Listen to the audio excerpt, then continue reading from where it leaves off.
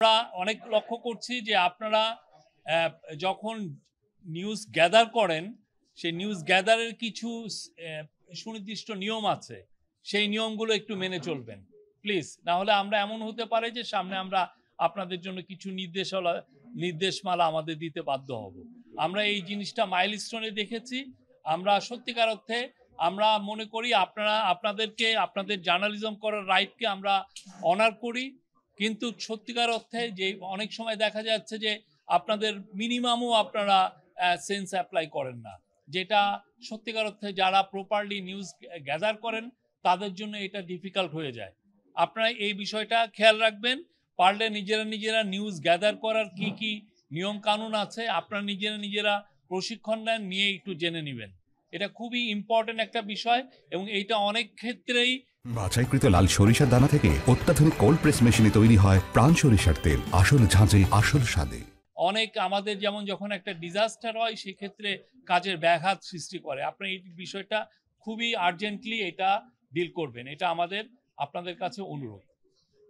যাক, আজকে অনেকগুলো ইম্পর্টেন্ট মিটিং হয়েছে। প্রথম মিটিংটা ছিল আজকে সামনে ইলেকশন আসছে। ইলেকশন কে সামনে রেখে আইন শৃঙ্খলা পরিস্থিতি রিভিউ হয়েছে এবং ইলেকশনের প্রস্তুতি কি সেই অনুযায়ী সেটার রিভিউ হয়েছে।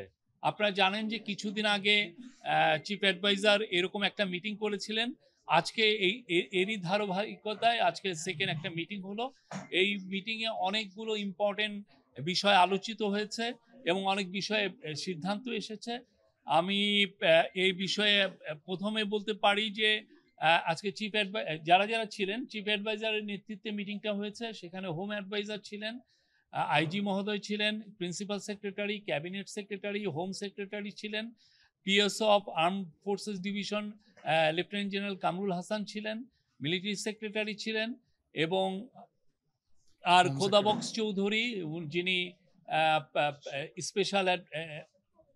Special assistant on home affairs উনি ছিলেন, হোম সেক্রেটারি বলেছি। তো এই মিটিংটা খুবই ইম্পর্টেন্ট। 2 ঘন্টার মিটিং ছিল। 2 ঘন্টার মিটিংয়ে সামনে যে ইলেকশন আসছে, ইলেকশনের যে প্রস্তুতি আমাদের কীরকম এবং সেই অনুযায়ী আমরা কি কি কাজ আরও করতে পারি জোরদারভাবে সেগুলো নিয়ে আলাপ হয়েছে।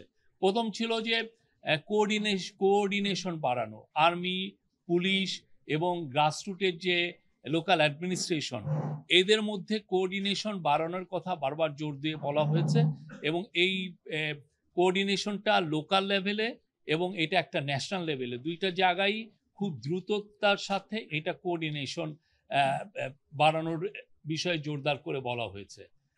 আপনার ইলেকশনের আগে পুলিশের প্রস্তুতির কথা বলা হয়েছে এবং পুলিশের আইজি মহোদয় বলেছেন যে আগামী মাস থেকে 1.5 লক্ষ পুলিশের ট্রেনিং হবে ইলেকশনের বিষয়ে।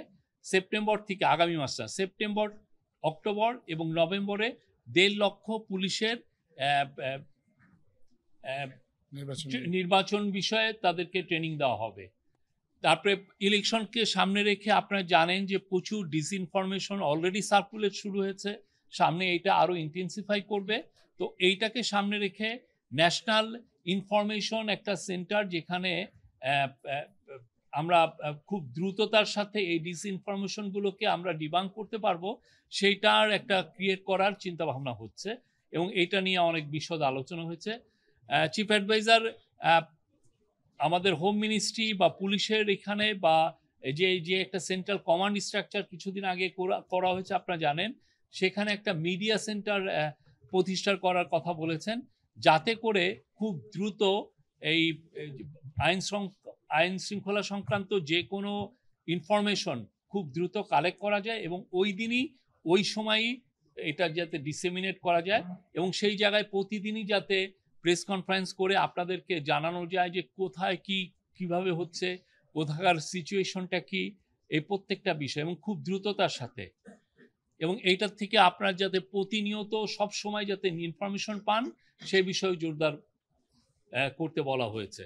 এবং এই বিষয়ে প্রফেসর ইউনূস বারবার বলেছেন যে এই পুলিশের যে কাজগুলো অনেক ক্ষেত্রেই মানুষের কাছে আসছে না, এই একটা ইনফরমেশন সেন্টার বা একটা মিডিয়া সেন্টার না থাকার কারণে। পুলিশ অনেক জায়গায় অনেক ভালো ভালো কাজ করছেন, অনেক জায়গায় ইন্টারভেনশন ওরা খুব দ্রুতই করছেন, কিন্তু দেখা যাচ্ছে যে এই বিষয়গুলো আমাদের অনেকের কাছেই জানা থাকছে না। সেই জন্য এই মিডিয়া সেন্টারটা এটা এইভাবে কাজ করবে।